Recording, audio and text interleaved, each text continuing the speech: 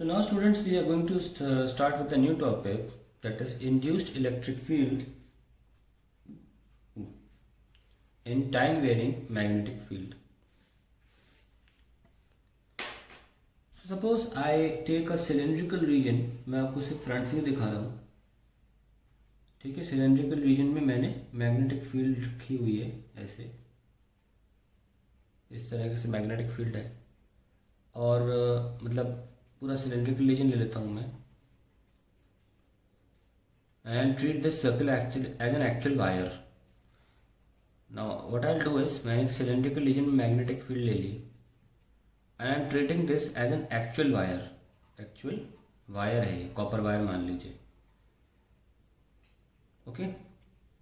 तो अगर मैं B को चेंज नहीं करता हूँ तो कोई करंट इंड्यूस नहीं होगा, है ना, क्योंकि देखो कॉइल मूव करने पर तो हो सकता था, लेकिन मैंने अभी देखा कि हम कॉइल मूव नहीं कर रहे हैं, हम B को चेंज कर रहे हैं, दोनों से इंड्यूस हो जाता है, क्योंकि फैराडेज लॉ क्या कहता है, d phi by D t, and जो फाई है वो B और area exposed to magnetic field दोनों है, आप दोनों में से कुछ भी बदल दोगे आपका EMF इंड्यूस हो जाएगा, EMF यानी कि पोटेंशियल डिफरेंस। अभी हम जो टॉपिक लेके चल रहे हैं उसमें हम कॉइल्स को नहीं हिला रहे हैं, हम जो टॉपिक लेके चल रहे हैं उसमें B चेंज करेंगे। तो B को चेंज किया, मान लो B मैंने इंक्रीज कर दिया। जब भी हम इंक्रीज करते हैं हम लेफ्ट हैंड रूल फॉलो करते हैं, लेफ्ट हैंड थंब रूल, ये लीजिए, ठीक है। तो हमारा करंट कैसे आ गया, क्लॉकवाइज, सॉरी मैंने उल्टा बोल दिया, हमें फील्ड अंदर दे रखी है, तो हमारा करंट आ गया एंटी क्लॉकवाइज, ये लीजिए। मैंने असल में अंगूठा बाहर रख दिया था, फील्ड अंदर है, देखो मेरे curl of finger anti clockwise, so the current starts flowing in anti clockwise direction. So on increasing the magnetic field inward है, the current in the copper coil is in anti-clockwise direction। अब आप मुझे बताइए current flow क्यों करता है, current क्यों flow करता है? बिल्कुल बेसिक बात पूछ रहा हूँ आपसे मैं। चलिए मैंने बैटरी दी आपको, मैंने ये मान लो कंडक्टर है, इसमें करंट क्यों फ्लो करता है? आप कहोगे पोटेंशियल डिफरेंस की वजह से, बिल्कुल सही, बिल्कुल सही, पर पोटेंशियल डिफरेंस भी कैसे आती है भाई? करंट तो प्रोपोर्शनल टू पोटेंशियल डिफरेंस है अकॉर्डिंग टू ओम्स लॉ, लेकिन और अंदर आप जाओगे तो पोटेंशियल डिफरेंस किसकी वजह से आती है? इलेक्ट्रिक फील्ड की वजह से। ये प्लस और ये माइनस, इलेक्ट्रिक फील्ड जनरेट होती है प्लस से माइनस, जो इलेक्ट्रॉन्स पे अपोजिट डायरेक्शन में फोर्स लगाती है, और इस वजह से करंट फ्लो करता है। तो करंट फ्लो अगर कहीं कर रहा है तो उसका इकलौता एक ही कारण हो सकता है, इलेक्ट्रिक फील्ड वहां पर है। तो इसका मतलब ये जो करंट इलेक्ट्रॉन्स घूम रहे हैं, the current due to moving electrons is because there is an electric field doing work on electrons in moving them, और हम ये भी जानते हैं कि इलेक्ट्रिक फील्ड की डायरेक्शन हमेशा करंट की डायरेक्शन होती है। करंट कैसे मूव कर रहा है? Anti clockwise. तो इलेक्ट्रिक फील्ड भी कैसे हुई? एंटी क्लॉकवाइज, जिसकी वजह से ये सारे इलेक्ट्रॉन्स पे फोर्स लगता है उस इलेक्ट्रिक फील्ड की वजह से जो यहाँ पर है। अब बताइए यहाँ पर इलेक्ट्रिक फील्ड कैसे आ गई? यहाँ तो कोई स्टैटिक चार्जेस तो दिए नहीं थे, यानी कि यहाँ पे इलेक्ट्रिक फील्ड सिर्फ एक कारण की वजह से आ सकती है, चेंजिंग मैग्नेटिक फील्ड की वजह से। तो यहाँ से हम एक नए कॉन्सेप्ट पे जा रहे हैं, that a changing magnetic field produces induced electric field. So let us write down this statement, very important statement.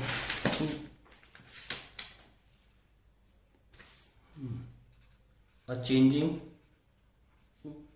magnetic field produces या produces N induced electric field, induced electric field. The point is कि electric field force तो लगा रही है, पर अगर मैं एक सिलेंड्रिकल रीजन में, जैसे किसी भी रीजन में अगर मैं मैग्नेटिक फील्ड को इंक्रीज कर रहा हूँ, तो ये थोड़ा ना होता है कि अगर इलेक्ट्रॉन या कोई चार्ज रखोगे तभी इलेक्ट्रिक फील्ड होगी। नहीं, ऐसा नहीं है। अगर हम यहाँ पे कोई कॉपर वायर हटा भी दें, कोई कॉपर वायर ना रखें, तो भी यहाँ पर सर्कुलर डायरेक्शन में एक इलेक्ट्रिक फील्ड जनरेट हो जाती है, जिसका किसी भी पॉइंट पर डायरेक्शन जो होगा वो टेंजेंशियल होगा। So even if there is no copper wire, this induced electric field will still be induced in a circular direction, और हमें डायरेक्शन भी मिल चुका है। जो डायरेक्शन करंट का होगा वही इसका भी होगा। Now let us find out कि ईएमएफ इंड्यूस कितना हो रहा है अभी, अगर निकालना चाहें तो। What is the EMF induced? सबसे पहले इसको लिख लेते हैं। इन जो प्रीवियसली हमने कॉइल ली थी, ईएमएफ इंड्यूस्ड इन कॉइल, देखते क्या निकल के आ रहा था, माइनस का D phi by D T, which will be minus का D by D T of phi S B into A. Now हम देख सकते हैं कि पिछले डेरिवेशन में जब हमने कॉइल ली थी, तो उस कॉइल का मान लीजिए रेडियस में बना देता हूँ। ये मान लो ये कॉइल है जिसमें करंट प्रॉपरली फ्लो कर रहा है, और हमने मैग्नेटिक फील्ड भी वैसे ही वैसी ले ली। दोबारा याद कर रहे हैं उस डेरिवेशन, उस केस को जिसमें करंट कॉइल ली थी। तो इसमें ए तो कर चलो कांस्टेंट है, अगर हम रेडियस को स्मॉल आर मान के चलें तो हमारा एरिया तो कांस्टेंट है pi R square, and we'll getting D V by D T. This is the EMF induced in the coil। इस तरीके से EMF इंड्यूस आती है कॉइल में। अब हम इसकी मदद से हम ये सॉल्व करेंगे, what is the electric field which is induced, what is the electric field which is induced. Let us find out that. ध्यान रखना, EMF होता क्या है? Potential difference. और पोटेंशियल डिफरेंस क्या होता है? Work done per unit charge. Yes और नो? Don't forget this. तो अब work done per unit charge हमने फैराडे के अकॉर्डिंग तो निकाल लिया, अब work done per unit charge हम इलेक्ट्रिक फील्ड के अकॉर्डिंग निकालेंगे, ठीक है, और दोनों को इक्वेट कर देंगे, क्योंकि आफ्टर ऑल करंट तो इलेक्ट्रिक फील्ड की वजह से है। तो वो जो वर्क डन कर रहा है चार्ज को मूव कराने में, उसकी वजह से हमारा ईएमएफ जनरेट होता है। तो दोनों को इक्वेट भी कर सकते हैं। Let us write down work done also in terms of electric field, induced electric field. Work done also in terms of induced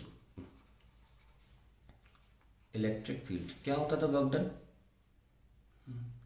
work done का तो एक ही फॉर्मूला होता है, force into displacement, F dot D L, यही होता है ना।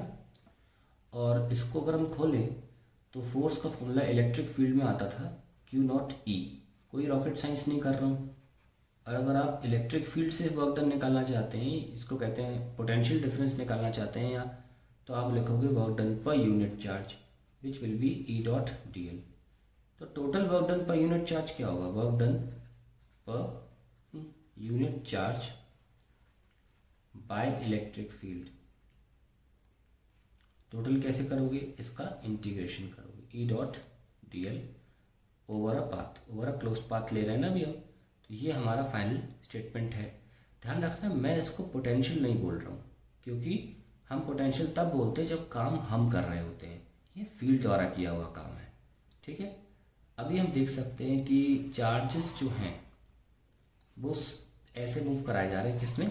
Circular path में। और किसी भी वक्त इलेक्ट्रिक फील्ड भी हमेशा चार्जेस के मोशन की दिशा में ही होती है। इसकी वजह से हम एंगल जो है वो ज़ीरो निकल के आता है। तो फाइनली हमारा जो वर्क डन आ गया वो आ गया ई डी एल। अब दोनों वर्क डन्स को हम इक्वेट कर सकते हैं। एक तो ये work done per unit charge जो है इसकी वजह से ही लिख लेते हैं इसको, वर्क डन पर इलेक्ट्रॉन या यूनिट चार्ज बेहतर होगा बोलना, per unit charge is equal to EMF induced in coil. क्योंकि जब तक इलेक्ट्रिक फील्ड काम नहीं करेगी, मोशन नहीं करवाएगी इलेक्ट्रॉन्स को, तब तक कॉइल में ईएमएफ इंड्यूस नहीं होगा एंड हेंस करंट इंड्यूस भी नहीं होगा। तो अब हम दोनों को इक्वेट कर रहे हैं, work done per unit charge by electric field लिख लेते हैं EDL, और ये क्या था पाई R² dB बाय dt। ये कहानी। अब फाइनली हम इसको आगे बढ़ाते हैं।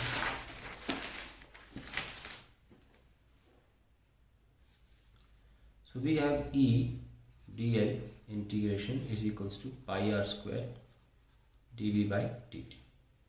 ना आप देख सकते हैं कि जो E है वो तो एक पर्टिकुलर डिस्टेंस पर कांस्टेंट है, इस जगह पर, यहाँ पर हर जगह E सेम रहती है, तो इंटीग्रेशन से E बाहर ली जा सकती है, और dl जो है उसको 0 से 2 पाई r तक हम इंटीग्रेट कर रहे हैं, pi R² dB by dt। So into 2 pi r, dl का 2 पाई r हो जाएगा, pi R² dB by dt and we get pi r cancelled. So हम लिख सकते हैं जो इलेक्ट्रिक फील्ड, जो इंड्यूस्ड इलेक्ट्रिक फील्ड है वो कैसे लिखी जा सकती है, half r dB by dt। ये बड़ा इंपॉर्टेंट है, लेकिन ध्यान रखना ये r जो है हमने कहाँ लिया था, हमने मैग्नेटिक फील्ड तो बाहर तक ली थी ना, बाहर तक ली थी, और हमने जो लूप रखा था उसके विद इन रखा था। So this is for all points with in magnetic field. ये बहुत इंपॉर्टेंट पॉइंट है। तो हमने देखा कि इंड्यूस्ड ईएमएफ जो आ रहा है उसका एक्सप्रेशन निकल के आ रहा है प्रोपोर्शनल टू r। जैसे जैसे रेडियस बढ़ाएंगे वैसे वैसे आपका इलेक्ट्रिक फील्ड भी बढ़ता चला जाएगा। तो इसके लिए अगर हम इलेक्ट्रिक फील्ड लाइंस बनाना चाहें तो कैसे बना सकते हैं, देखिए ये हमारी इलेक्ट्रिक फील्ड लाइन है, जैसे जैसे हम दूर जाएंगे रेडियस में वैसे वैसे E बढ़ रही है, और ये जो ट्रेंड है ये एग्जिस्ट करता है जब तक हम मैग्नेटिक फील्ड के अंदर हैं। तो दूसरी मान लीजिए ये बना दी हमने, ध्यान रखना इलेक्ट्रिक फील्ड बढ़ रही है, और ये जो बनाते हैं ना हम, ये इलेक्ट्रिक फील्ड लाइंस होती हैं, और इलेक्ट्रिक फील्ड लाइंस की डेंसिटी इलेक्ट्रिक फील्ड इंटेंसिटी की तरफ इशारा करती है। तो इसका मतलब इनकी डेंसिटी तो कम हो जानी चाहिए, और होती भी है। तो इंड्यूस इलेक्ट्रिक फील्ड लूप में होती हैं और धीरे धीरे करीब आ रही हैं, यस और नो, धीरे धीरे करीब आ रही हैं और करीब आ जाएंगी, देखो। तो इस तरीके से हम बनाते हैं इलेक्ट्रिक फील्ड, क्योंकि जब तक हम with in the magnetic field हैं E is proportional to the radius.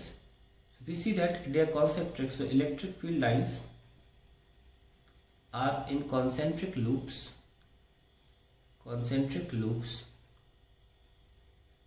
coming closer. Coming closer. जैसा कि हमने अभी डेरिवेशन में भी देखा, coming closer. तो अब हम इसमें एक खास बात ये देख सकते हैं, जैसे कि मान लीजिए आप कोई भी एक क्लोज्ड पाथ बना लीजिए, इसमें कहीं पे भी मैंने एक क्लोज बना लिया PQRS। हम देख सकते हैं कि इस क्लोज्ड पाथ में नीचे ऊपर के रीजन में, यहाँ वाले रीजन में इलेक्ट्रिक फील्ड ज़्यादा है और इस रीजन में इलेक्ट्रिक फील्ड कम है। आपको याद होगा मैंने आपको एक डेरिवेशन करवाया था इलेक्ट्रोस्टैट्स में, क्या ऐसी फील्ड बनाई जा सकती है जो फील्ड की परपेंडिकुलर दिशा में टेंस हो रही हो। तो हमने एक बॉक्स लिया था और हमने साबित किया कि इस बॉक्स में total net work done electric field द्वारा 0 नहीं आ पा रहा है, जिसका मतलब ये हो गया कि ऐसी फील्ड एग्जिस्ट नहीं कर सकती। लेकिन ऐसी फील्ड तो अब एग्जिस्ट कर रही है, तो इसका मतलब ये फील्ड कैसी हुई, इसलिए ये तो कंजर्वेटिव फील्ड थी।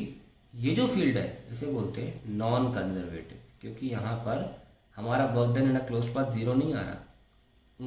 नॉन कंजर्वेटिव इलेक्ट्रिक फील्ड है ये। और इसकी खास बात क्या है, सबसे इंपॉर्टेंट बात सुनो किसकी क्या है, इट फॉर्म्स क्लोज्ड लूप्स, सबसे इंपॉर्टेंट बात, इसका कोई ऐसा नहीं है origination at plus termination at minus, ये खास बात नहीं है, ये बात नहीं है इसमें। अब ये मैग्नेटिक फील्ड की तरह है, इट फॉर्म्स क्लोज्ड लूप्स। और दूसरी बात क्या है, वर्क डन बाय इट और work done by external force in it both are not zero. तो ये काफ़ी डिफरेंट है स्टैटिक चार्जेस की इलेक्ट्रिक फील्ड की वजह से।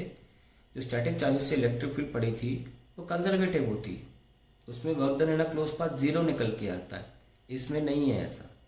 परंतु एक कॉमन चीज़ है, both the electric fields exert force F equals to Q not E on a charge। इसमें कोई चेंजेस नहीं है, इसमें कोई भी चेंजेस नहीं है। सो ये हमारा इंड्यूस इलेक्ट्रिक फील्ड है। लेकिन अब हम आगे देखने जा रहे हैं कि ये इंड्यूस इलेक्ट्रिक फील्ड का ट्रेंड क्या होता है outside the magnetic field reason. Let us see that.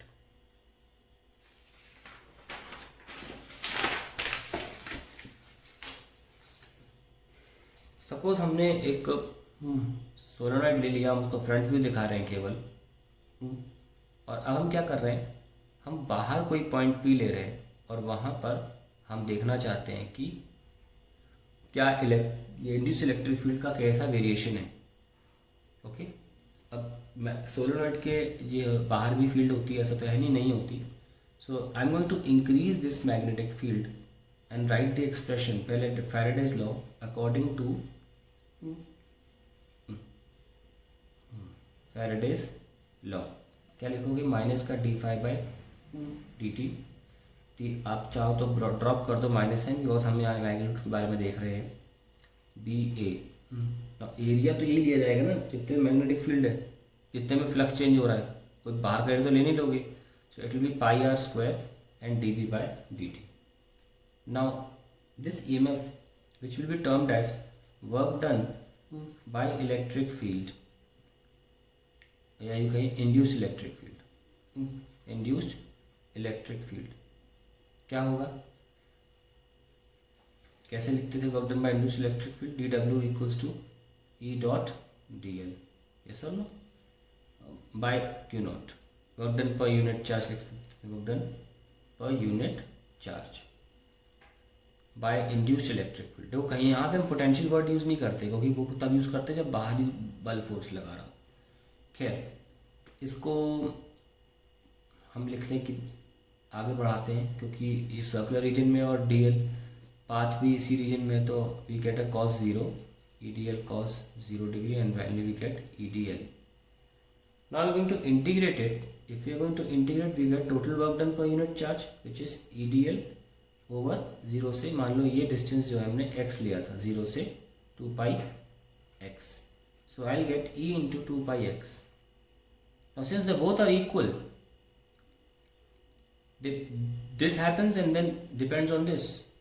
ठीक है, so we into 2 pi X is equals to pi R square D V by D T. So pi से pi cancel कर दें, so we have 1/2 R square D V by D T divided by X. So we see that outside the magnetic field region the induced electric field is decreasing with distance parabolically, क्या कहते हैं उसे, हाइपरबोलिकली। ठीक है, तो अब इसको हम डायग्राम बना लेते हैं इसका। इसकी इलेक्ट्रिक फील्ड लाइंस कैसी होंगी, इसकी ऑब्वियसली पास से दूर जाती हुई बनाई जाएंगी, है ना। आउटसाइड के रीजन के लिए हम ऐसे बनाएंगे, क्योंकि उनकी क्लोजनेस उसकी इंटेंसिटी दिखाती है। ठीक है, तो direction of electric field lines ऐसे हैं, और जहाँ पे डेंजर है वहाँ में दिखा दिया है। तो this is about induced electric field.